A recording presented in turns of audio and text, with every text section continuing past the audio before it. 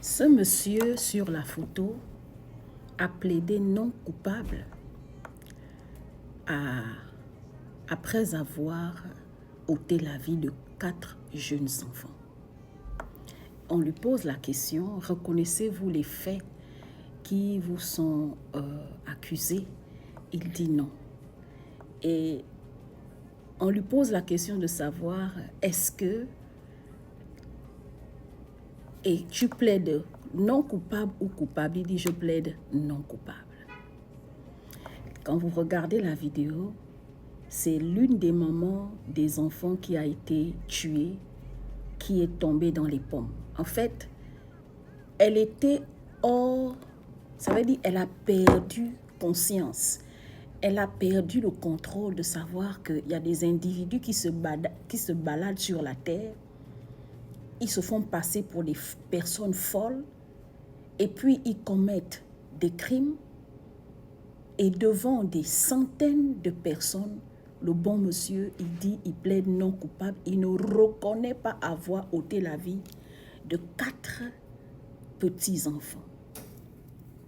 Je vous jure que c'est en Afrique seulement que les choses comme ça se passent.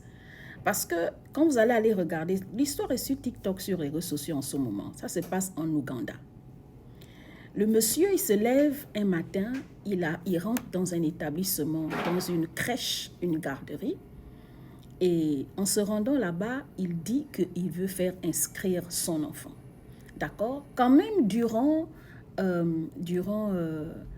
son exposition au tribunal, on pose la question à la dame qu'il a reçue que quand il est venu le 2e jour, parce que le 1er jour, on lui a dit on ne peut pas vous recevoir pour l'instant parce que la dame qui fait les inscriptions n'est pas là. Donc, il est revenu 2 jours après. Et quand il revient, au finish, il finit par faire inscrire son enfant. Maintenant, moi, la question que je veux quand même savoir, parce que lors de son interrogation, on a demandé, parce que les témoins sont passés, on a demandé à la dame qui fait les inscriptions, est-ce qu'il a amené un acte de naissance? Parce que quand tu vas inscrire un enfant, tu dois quand même amener comment on appelle ça? Un document que tu es vraiment parent d'enfant. Est-ce qu'il a amené un acte de naissance? Non. Comment vous avez fait pour inscrire son enfant? Est-ce qu'il a amené même les photos de l'enfant? Non. Il vous a donné un nom qui stipule que son enfant s'appelle tant. L'enfant qu'il est venu faire inscrire là s'appelle comment? En fait, il y a tellement des ondes sombres autour de l'histoire de ce monsieur. D'accord? Le deuxième facteur, c'est qu'il n'y a pas souvent des caméras dans les établissements scolaires chez nous en Afrique là-bas. Donc, devant, et ce qui m'a quand même choqué, on l'a pris un avocat. Oh non, c'est pas possible. On a pris un avocat, et puis pendant qu'il était en train de faire son plaidoirie, le gars, il était en train de demander de l'eau, on lui donne de l'eau à boire. Et avant qu'on ne déclare sa sentence, le gars, il dit, donnez-moi la chaise, je vais m'asseoir. Et on lui donne la chaise, le gars s'assied. Mais j'ai dit, ça c'est seulement en Afrique qu'on fait les choses comme ça. C'est pour cela, je pensais que c'était vrai parce qu'il y en a qui disent qu'il revient des États-Unis. Parce qu'il n'y a qu'ici où il y a des tueurs en série. Vous savez, le bon monsieur se lève un matin, il ôte la vie de 4 enfants et on fait tout un protocole pour le juger et pour l'enfermer. Ce genre de personne, il n'a pas de miséricorde pour lui. Vous le prenez, vous l'enchaînez direct. Quand il vient là, il passe juste quelques minutes. On n'a même pas besoin de le juger devant tout un public. Je ne sais pas si en Ouganda, ils ont même des salles de tribunaux. On l'a carrément fait le truc. Non, je dis, mais il n'y a qu'en Afrique qu'on voit les choses comme ça, quoi. Il y a un moment obligé de tomber dans les pommes. Donc, le gars, il dit carrément que ce n'est pas lui qui a commis cet acte-là. Et il a le visage comme un innocent. Et il paraît que son père, il sort pour venir dire que son fils a un problème de santé mentale. Un monsieur qui a un problème de santé mentale, il a le courage de venir le premier jour, vous le recevez, il s'exprime très bien, et vous lui donnez rendez-vous après 2 jours, il se souvient qu'après 2 jours, il a rendez-vous, il est bien habillé, parce que chez nous en Afrique, on dit que quelqu'un est fou, il marche nu, mais le gars, il est bien habillé, il vient dans les établissements scolaires, il sait écrire, parce que quand il a inscrit son enfant là, qui a écrit, qui a rempli comment on appelle ça, le règlement intérieur, qui a rempli tous les documents qu'il faut remplir pour inscrire un enfant à l'école. Mais pour pas quand même les gens pour des cons. Et quand pendant qu'on est en train de le juger, quand son avocat est venu, il écrit très bien, très intelligent. Il est très... Je dis, mais c'est en Afrique, c'est-à-dire tu sens des trucs de crimes rituels.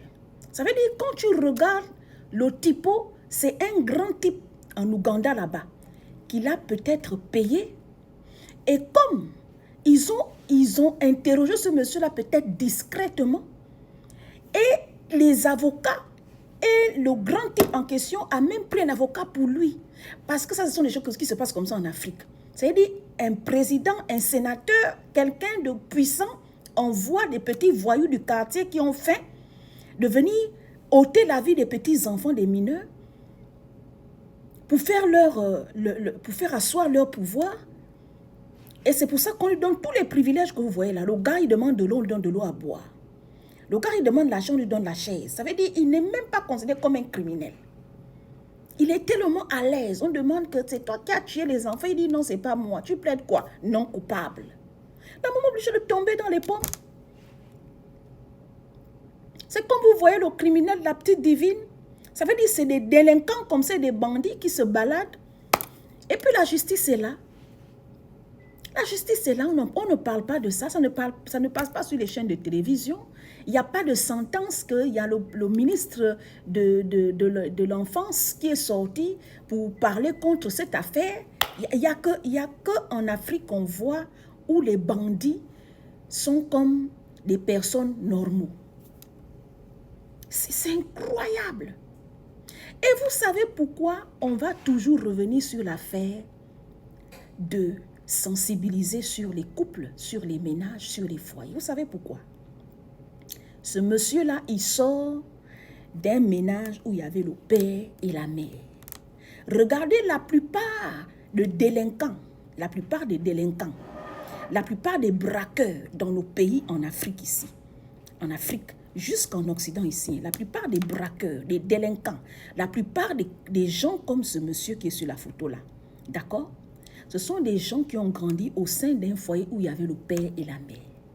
Mais si vous allez chercher des antécédents de l'environnement, de l'atmosphère, du milieu dans lequel cet individu a grandi, il y avait la violence dedans.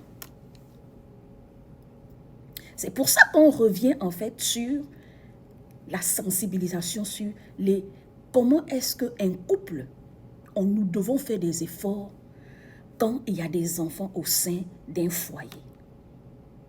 Ou un homme, tu ne peux pas te lever, aller bastonner ta femme et les enfants sont là.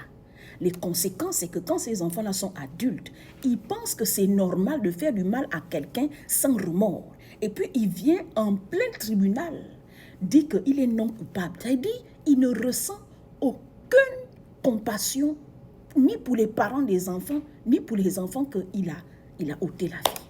C'est ça les conséquences. Et les gens se demandent pourquoi cette société est aussi malade. Qu'est-ce qui explique la crise de cette société? Mais ce sont des ménages qui sont en débandade. Ce sont des ménages où les pères sont des bandits. Ils bastonnent sur les mères. Ils font tout ce qu'ils font sur les mamans. Ils font souffrir les enfants. Ils font souffrir les mamans. Et puis, dans notre culture et dans nos mœurs africaines, bantou, on normalise ça. Ici, un père et une mère peuvent fumer la drogue, ils peuvent se bagarrer devant les enfants, on normalise ça. Et vous pensez que, quelle sera la conséquence des enfants? On va trouver une génération où la délinquance juvénile a atteint le paroxysme. Et là, c'est un monsieur qui n'a pas de pitié